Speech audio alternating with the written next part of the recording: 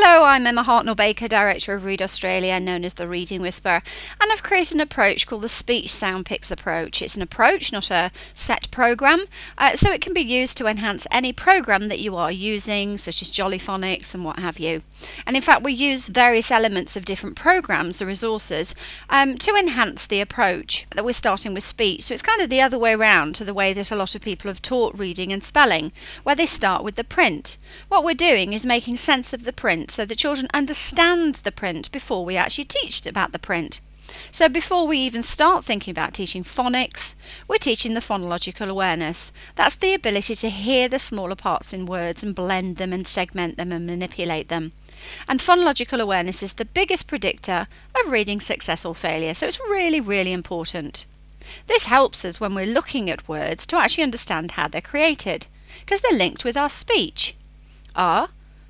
At, k-at, a fat cat. And we have a speech sound family. Here's the speech sound cow, who only speak in speech sounds. So right from the beginning in prep, the children understand k-ow, and it makes sense when they look at the print.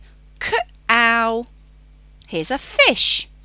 F-I-sh. Three sounds, three speech sounds, and so there are three sound pics. And the sound pics are just pictures of sounds. We investigate, so here's a sound pic. It could be ooh, or it could be ooh.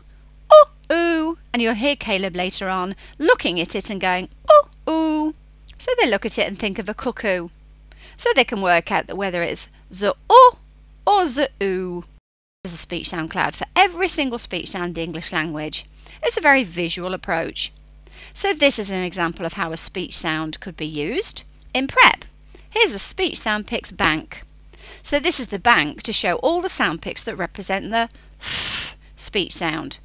So even if we're teaching it explicitly, you might think of it as the letter F, and we only need letter names as a label. So for example, I can tell you which sound pic I'm talking about, where it's the F or the PH or whatever.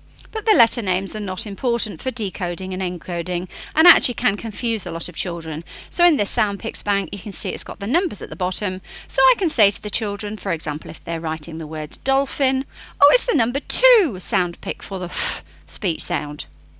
We've also got songs, and we show right from the beginning all of the variations for the speech sounds. So here's the cloud for the s speech sound.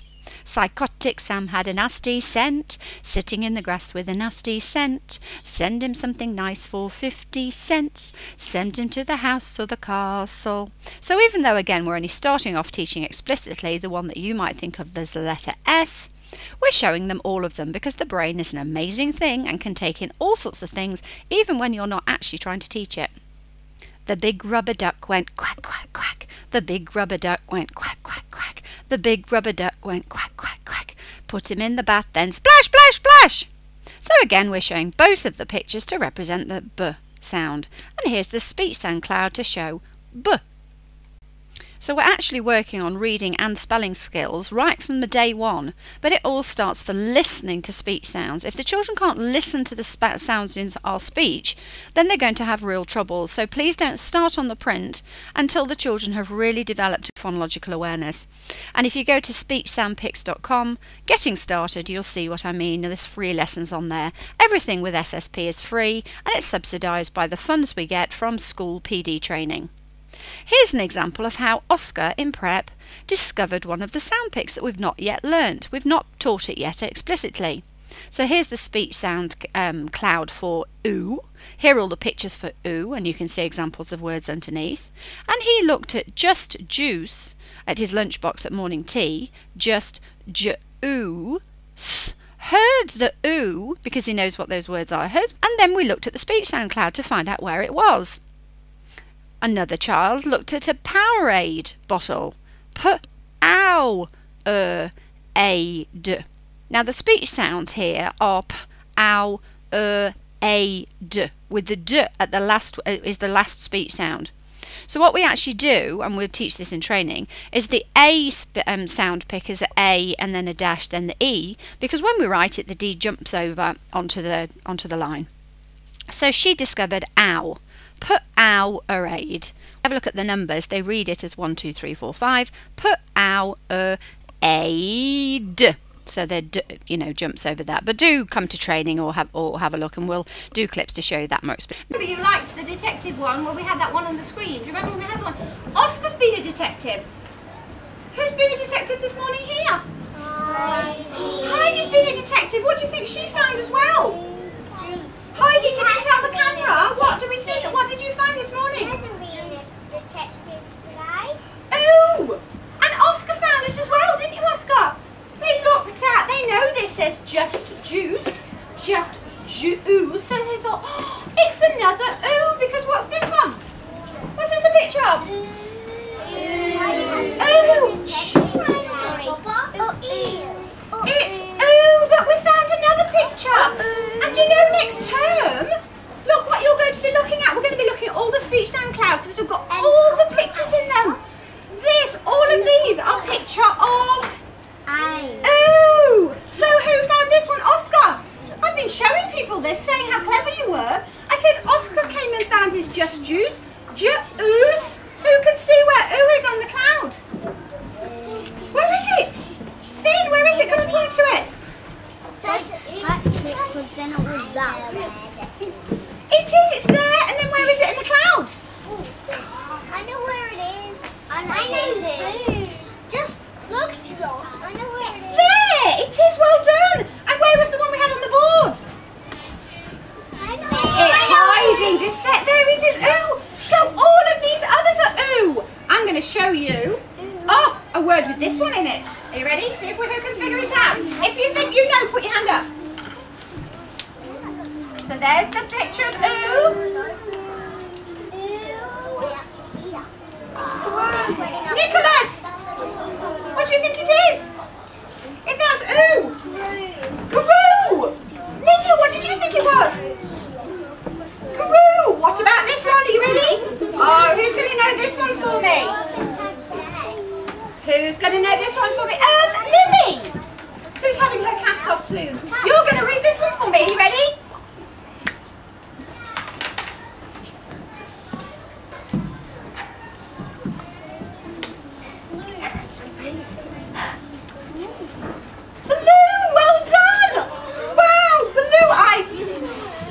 I blew the balloon. I'm not happy.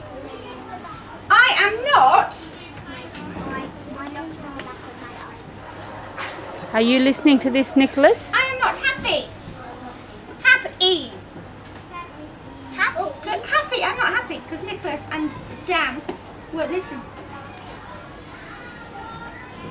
So I want you to discover, and Divine, tell us what you discovered.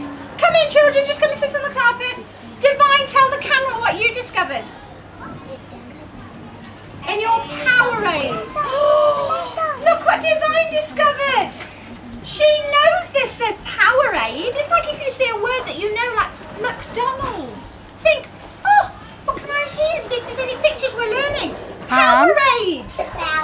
She saw this in her Powerade. So what's this picture of? Let's have a look. Now let's imagine I was going to a really remote area with just a backpack. I could take very little. What I would do is take this packet of phonics flashcards from Read Writing, and also the first one, which is the green one. I would take these packets. It's about $10 each.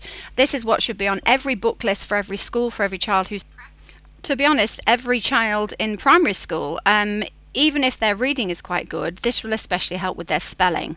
I would also take a small whiteboard or a small blackboard, whatever, something that you can write on so you can keep doing lots of manipulating of the words. And I would also take some decodable readers. If it's the first group of SATPIN, we could use the spelled South Australia phonics. What I do after the first group, which is our foundational group, it's the most important group. After that level, then I use dandelion readers. However, if I could only take a backpack, I would literally just take these 2 packets of cards, and to be honest, I just do everything else in the sand or in the dirt and whatever. You do not need a lot of resources to teach any child to read, write and spell. You really don't. Anyway, so let's just have a look at inside this packet of more phonics flashcards and just see how we're using them in a prep class. It actually wasn't a lesson, the children were free playing, but she decided to do a letter to Lydia, so whilst she was sitting next to me and I was giving her help if she wanted it, I just got these cards out. So it's not, you don't have to be preparing it as a lesson, you just get them out. So this is why they're so fantastic. Please parents, please, please, please, just get these 2 packets. 2, how do we do 2? T-O, the sounds are T-O, but the letter names are T-O. Can you come to my? What's the first sound? Yeah, that's it. So make sure you do the sound first and then translate. My, M-Y, M-I. House. So start on the new line.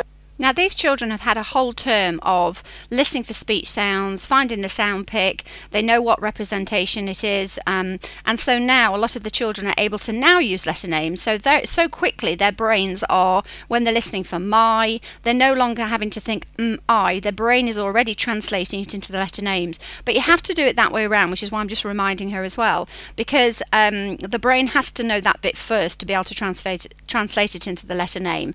My is nothing like my, it's just the translation, it's just the labels. So when you're listening to this little girl doing letter names, it actually shows me she's got all the foundational skills, she can do letter names now, but I will keep still reminding her to make sure she's on track. Some of the children aren't ready to be doing letter names, so I'll say to them, no, don't give them the letter names, because I know they're not doing that foundational stuff. Their brain isn't first going through that process of listening for the speech sounds, hearing what they are, linking it with the sound pick to then translate. So you've got to... Now this is a short clip of some children I'm about to start working with, so this was my first session. You can actually watch the whole session on another clip, but this is, I've just highlighted just a couple of instances to show you where these children are not hearing the speech sounds and they're also not blending. This will soon be changed, of course. Then that means you've got to say what the word is. Are you ready, Aiden? Pat. Aiden. Pat. Well done.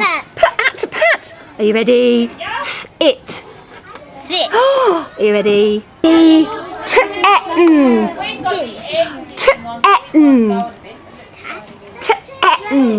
Ten. Well done. Foundational level right, so children are blending, they can hear those sounds. If I say air, they can hear that it's fair. If they're not blending, then they can't possibly do this. But once they've got that foundational level, it's just amazing what the children can do, because they can literally just look at air, oh fair, air. As you could see Heidi was doing just here, she's just looking at those sound picks, saying the speech sound and blending it into the words. So blending is so important, and as I say, it's the speech and listening and understanding our words that has to come first. So I've set these for the preps for the weekend if they want to do a little bit. So you can either do it as in tell them if they don't know what the sound pick is at the top, tell them. But what I tend to do is again help them self-discover. So I might show them the word girl and I might go girl. They can see underlined and say what's that sound? Girl. Okay, so the sound pick is the sound pick for the speech sound, and then they can go through it. So. And be careful with your pronunciation. The reason that Heidi was adding the ul when we did girl, and then for the next one, was because when I pronounced it, she actually thought it was the l, not just the sound. So that was my fault. And if you watch, this is what's so great about watching your own teaching. You can see where you've missed things or whatever. Heidi, I hadn't been cleared with Heidi. The IR was actually the sound, not the l. So I would have had to have shown her more clearly, but straight away she'll have got it, because as you can see, she's understanding. Third. Oh. What?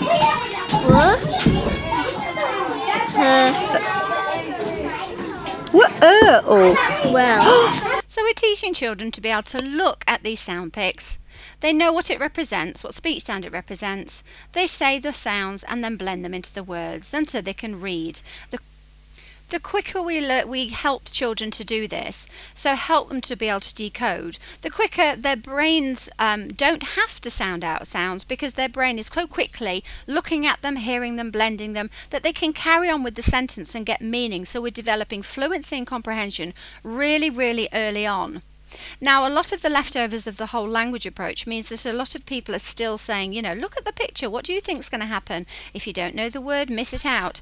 You're actually asking children to memorise and guess, which isn't what reading is all about. So instead, we're giving every child the skills to be able to read any word with confidence, and confidence is let's get every child in Australia reading by 6.